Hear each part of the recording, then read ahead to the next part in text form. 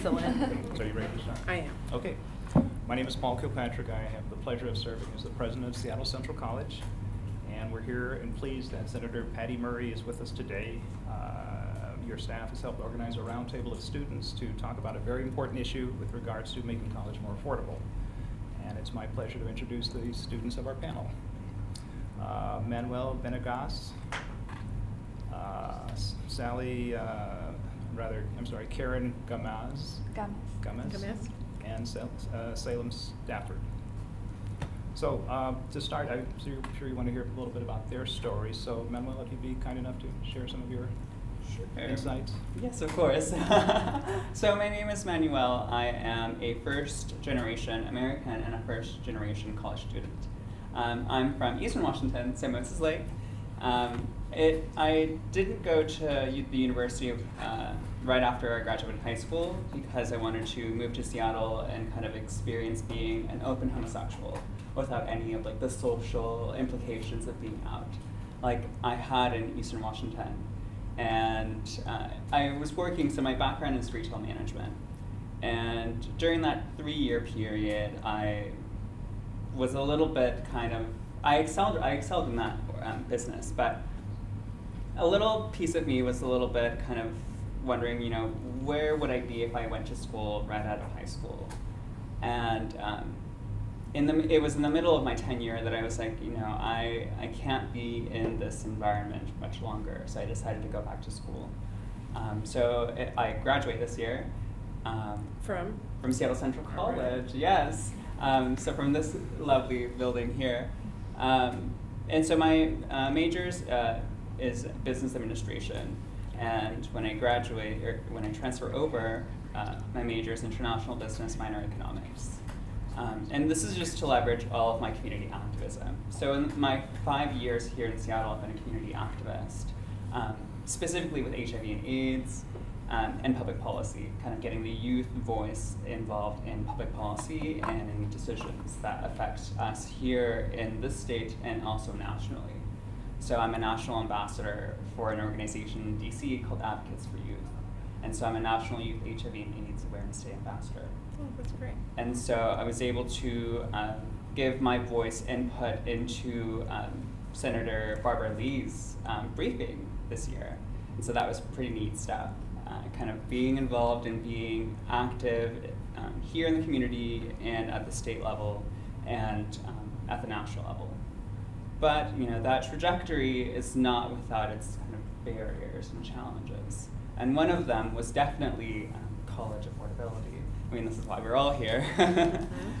So right now, I do have grants that are paying for my education, but also third parties are paying for my expenses as well. And this is just allowing me to not work. Because I know how college students are treated, especially in the retail environment. They are really put into like a straining work environment on top of their classes. Like I'm a full-time student, I'm taking 15 credits a quarter. And when I first started my fall quarter of 2013, I was working 40 plus hours a week, and then I took 20 credits. Wow. No, that was impossible. I had to drop a class, and I failed one of my classes, and so my GPA dropped to like below 3 points. So it was like a 2.6, 2.5. And so it took me a year to kind of really figure out the college system and trying to still balance my work life. But it wasn't until fall that I actually quit, and I was like, no, like I need to, like, if I'm going to be going to school full time, I have to focus full time.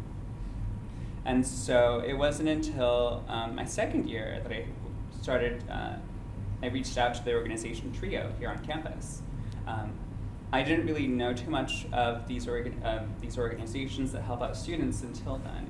It took me a year to figure out the system, or how to navigate the system. I didn't have a lot of support, and what ended up being is my third-party kind of financiers in education ended up being like my mentors, and so they advocated to like look into the opportunities that your community college provides students, and I was like, okay, fine. So being enrolled in TRIO opened the door for me to enroll into an internship opportunity in the student government. And so this was great because, I mean, as a community activist, you know, what other beneficial incentive to like improve on your activism than being a representative of the college. And so across the state, I've been advocating for gender-neutral bathrooms, for undocumented student safe spaces on campuses, higher education reform.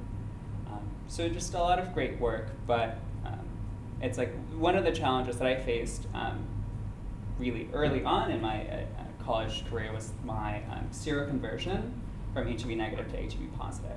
And so that is putting a lot of financial strains because the medication that I'm on is $36,000 a year. Wow. That's pretty much like a year at a higher ed institution. But that it's like I think about that every day. Like I have to take my medications every day in order to go to school in the morning, or in order to like feel better, to feel well enough to get out of bed.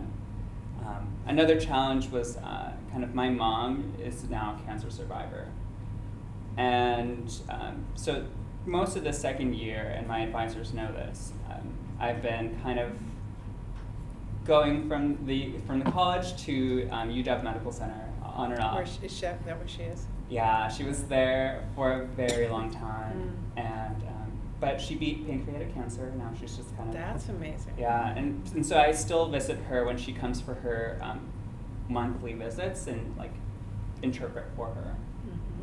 So just kind of being there as a support and really realizing how important my parents are, and they were always like. My parents and my grandparents were like, okay, you're going to go and be a doctor or a lawyer. And I was like, no, that's not. That's not really what's going to happen. But, in hindsight, I should have said, yeah, I mean, I'll be a doctor. Because my aspiration going forward is to go into pre-med. So after my bachelor's, go into pre-med. So MD, PhD, MD microbiology, PhD immunology, to be that next generation of HIV and AIDS researchers. But that, thinking of that long term is like, holy cow, how much is that going to cost? Yeah. I remember reading articles in my economics class about how banks were like willing to have loans out for those MD, PhD students. And like these loans are like over 6 figures. And I'm like, what? As a high school student, I had no clue how much college was going to cost. And even now, like as a college student, it's like how many people are really thinking about like their aspirations, these science bachelors, and how much that's going to cost.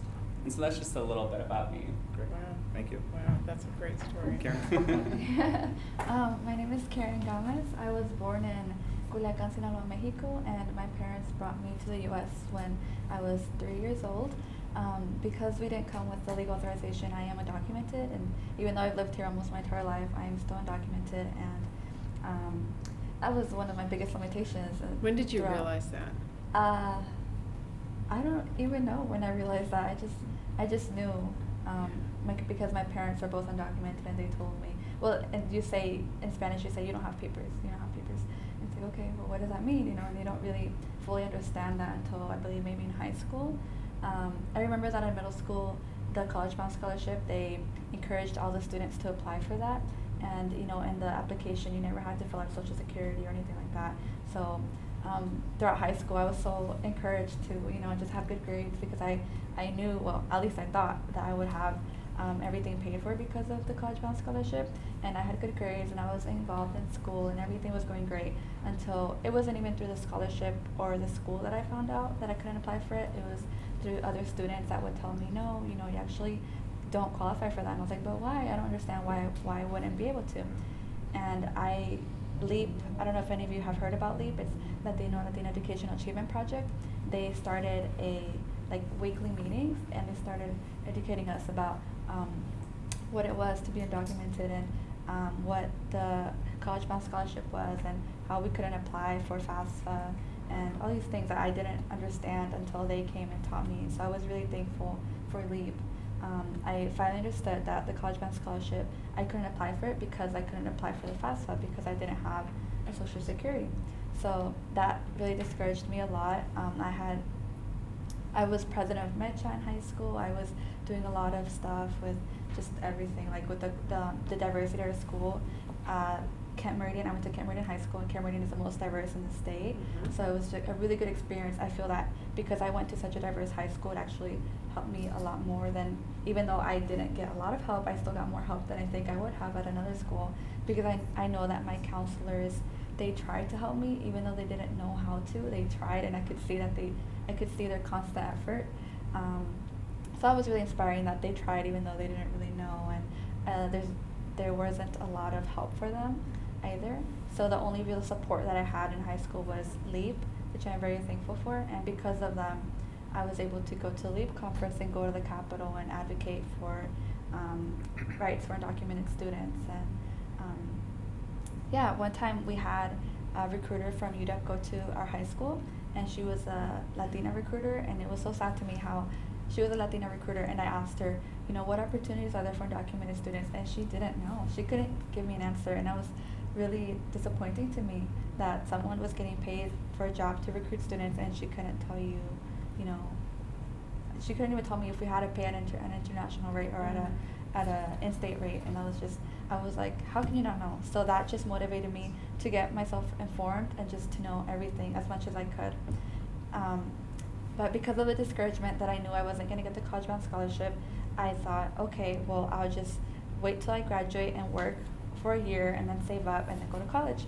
But somehow I managed to get one scholarship from the community. It was $2,000, and it motivated me to go back to college. I had been accepted to UW and Wazoo when I was a senior, but because I knew I couldn't pay, it's over $10,000, I denied, and I was like, well, there's no way I can pay, so I denied. And with that scholarship that I got, they told me, just go to college, community college. I was like, okay. So I went to Green River College, and I've been doing great. I am president of Latino Student Union right now. I work as a peer navigator in the Office of Diversity. I also have another job, so I'm working 2 jobs. I work over maybe 40 to 60 hours every week. Besides school? Plus going to school full time. So this year, my first year of college, I only got that $2,000 scholarship, and then somehow my parents helped me, and then I also got a donation from a lady that I didn't even really know, but my dad works for her, so he cleans her yard and her house, and I was always their interpreter, and I would always set up their appointments, and I was kind of like my dad's little secretary, and because I constantly interacted with her over the phone, and never even personally, but I just interacted with her, and she knew that I was going to college. She helped us, and she helped pay for my college, and That's I'm so nice. thankful for her.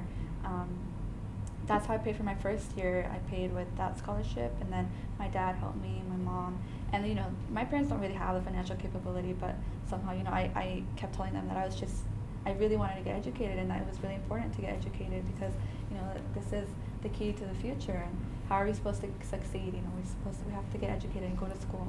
So I told my parents, and I was really limited because my parents divorced when I was little, and I've lived with my dad for many years, and I was the only woman, and in Mexican culture it's really machista, and the woman is supposed to clean, cook, and do all these things. And in high school, I was expected to go to school and come home and cook and clean and do all these things, and it was just really hard for me because I did soccer and tennis, and I just wanted to be more involved, and I couldn't because I had these things to do at home. And my dad would always my dad has progressed now because I've kind You've of trained just him. imposed it on him. Yeah, I've imposed it on him now. But in high school, it was really hard for me because he didn't want me to go to school. He's like, why do you want to go to college? He's like, you're just going to grow up and have kids and get married. And I was like, no, but that's my plan for after I get educated. And he didn't understand that until I kept I would come home with really good grades. I did IB diploma in high school, and I graduated with IB diploma. And he doesn't even really understand what that is, but I would be, Dad, have good grades, and I'm in this and that, and he would just be like, but why do you want to go to college? He didn't understand the value of education. But now, because I've just stayed and done so much, and I've progressed so much, he's kind of started to realize that it is really important. And he sees all these things that I do.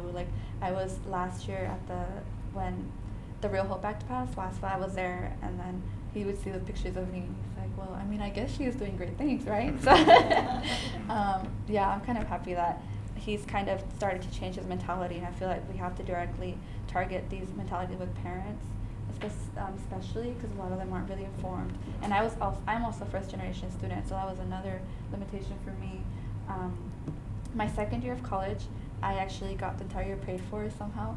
I applied for the Green River College, and the Green River Foundation Scholarship is actually available to undocumented students.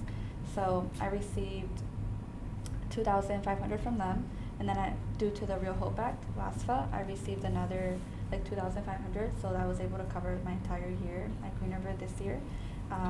But now that I have this year paid for, and I applied for UW again, hopefully I'm more hopeful that I will be able to pay since I'm working 2 jobs and the WASFA passed, the Real Hope Act passed. But I know that I am going to have to pay for some part because I won't cover for everything. I also applied for the Green River Transfer Scholarship, so I'm kind of hoping to get the same amount, maybe $5,000, and then have to pay for the rest on my own. I feel that one of the biggest struggles being undocumented is just the lack of information, like accessibility. I know a lot of students that are undocumented that they struggle too much with just deciding to go back to college because you get so much different information. Washington is only 1 out of 4 states in the country that allows undocumented students to receive financial aid from the state, which thank goodness Washington was just last year. So yeah, they get really discouraged because there's not enough information out there. And What do you want to be, Karen? What do you want to go? What do you want to get a degree in? I'm not sure. I'm still undecided. My original idea was I wanted to work in the media, like as a reporter, just so that I could use a spotlight to create more scholarships and to create, to raise awareness of these issues.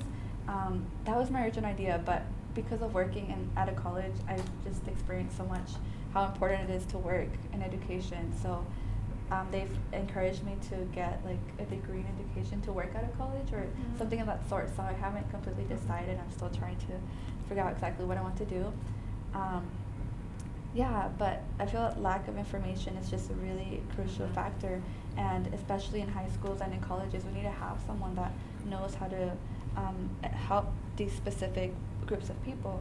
At least in my college, because I've had so much experience firsthand, I know how to fill out a work permit, so DACA. I know how to do the DACA papers. I know how to apply for WASFA, but there's no one else at my college that does that. And whenever they have, the college, I've actually educated a lot of the staff, and all of my Office of Diversity, I've educated them about these issues, and I've educated like student life and as many people as I can. So, but when there's a student that needs help, who do they go to? Me. And it's great because I can help them, but at the same time, I'm not a lawyer, and I can't exactly help you with these issues. So I can help as much as I can, but at the same time, we need like a full-time staff that can do this. Like, because whenever I have like a list of students that want me to help them out with their DACA papers, it's great. But it's like, with my 2 jobs in school, it's like I get like a 2-hour period. Okay, let me help you right now, and it's like, it's kind of difficult. And I feel great to help them out, and I feel great that I know how to do this. But at the same time, I feel like we need, especially at high schools and colleges, we need someone that can help these students out, have more time and have more resources. And Thank you, Karen. thank you. Thank you, Sorry. Karen. Salem. Hi, this is my 13th quarter here at Seattle Central College, and it's been a really difficult journey.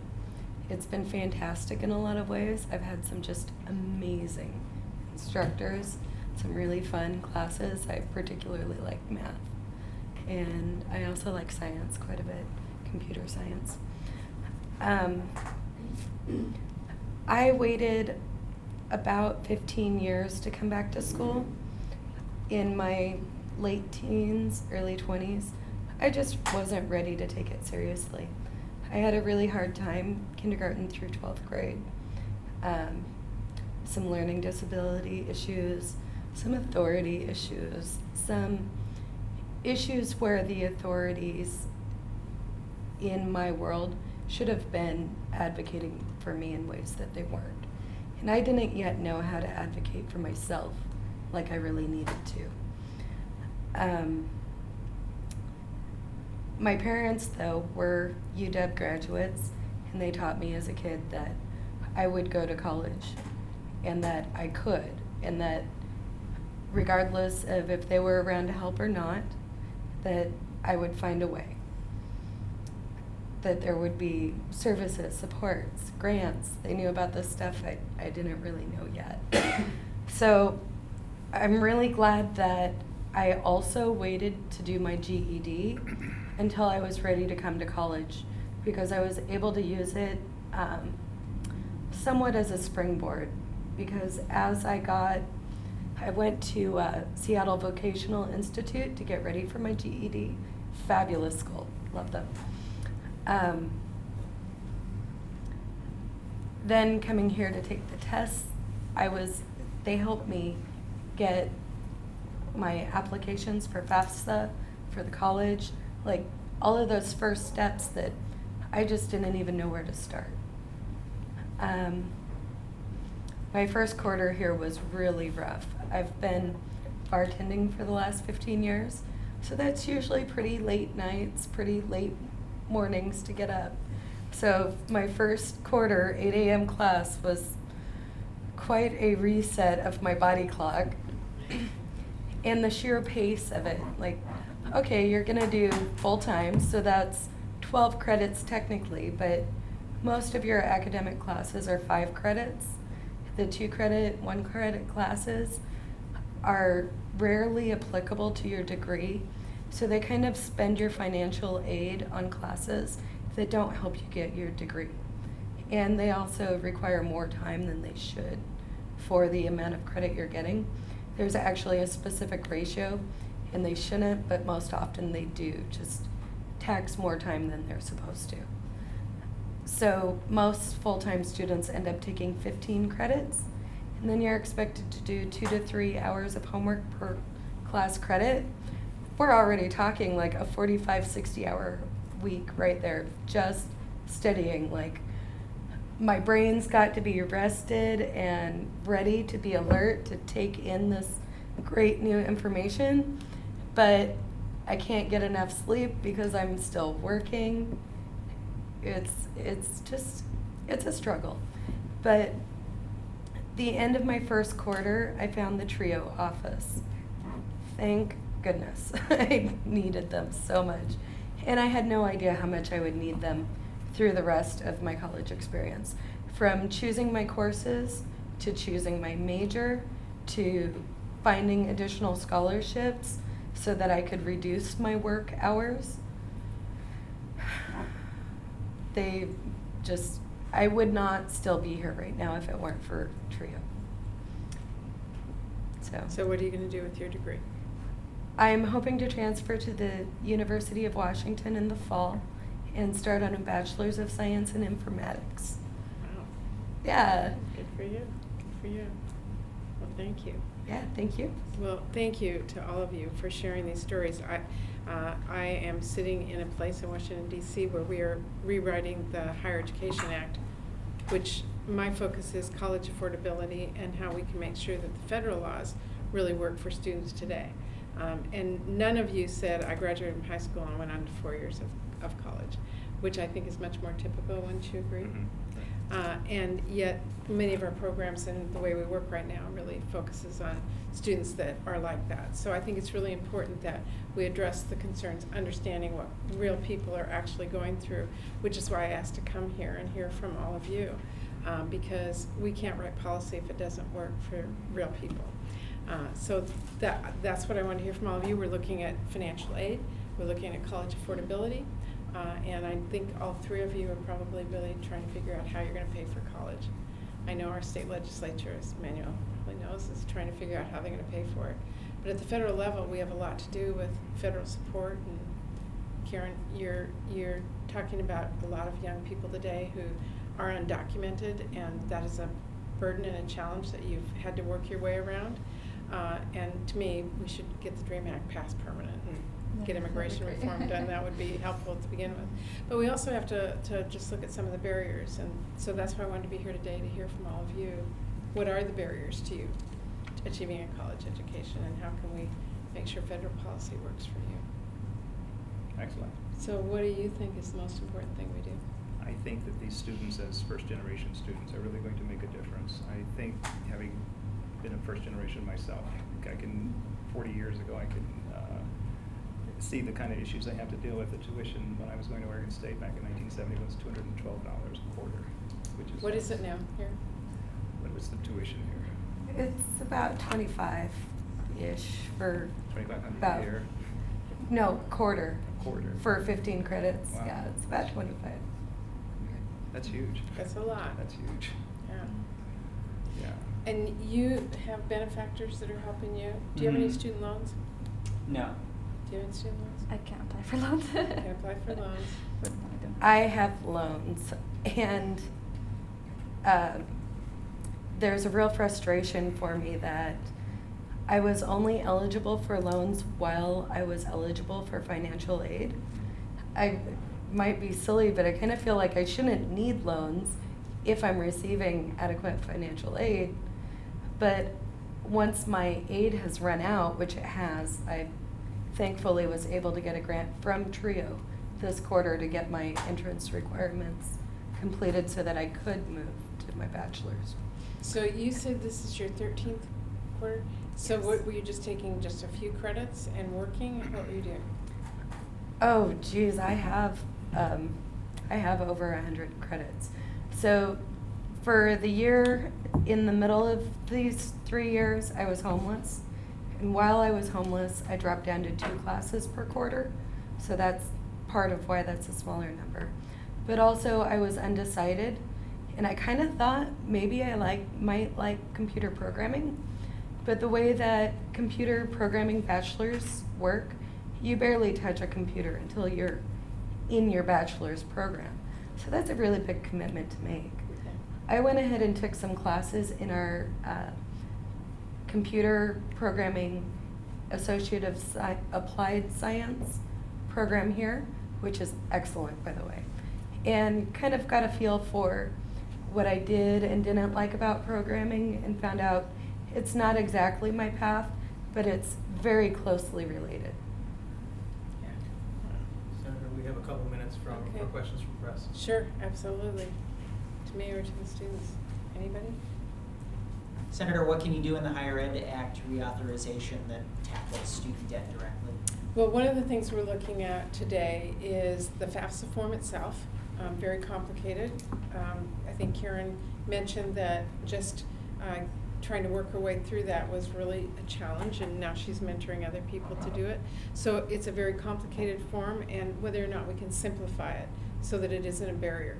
Secondly, we're really looking at the issue of student loans and how much credit or debt students are acquiring today without knowing whether or not it's going to pay for itself once they get out of school. So looking at colleges and universities and what we need them to be doing so that if you as a student are taking on debt, you actually know at the end of the day that you're going to have a job that will help you pay it back.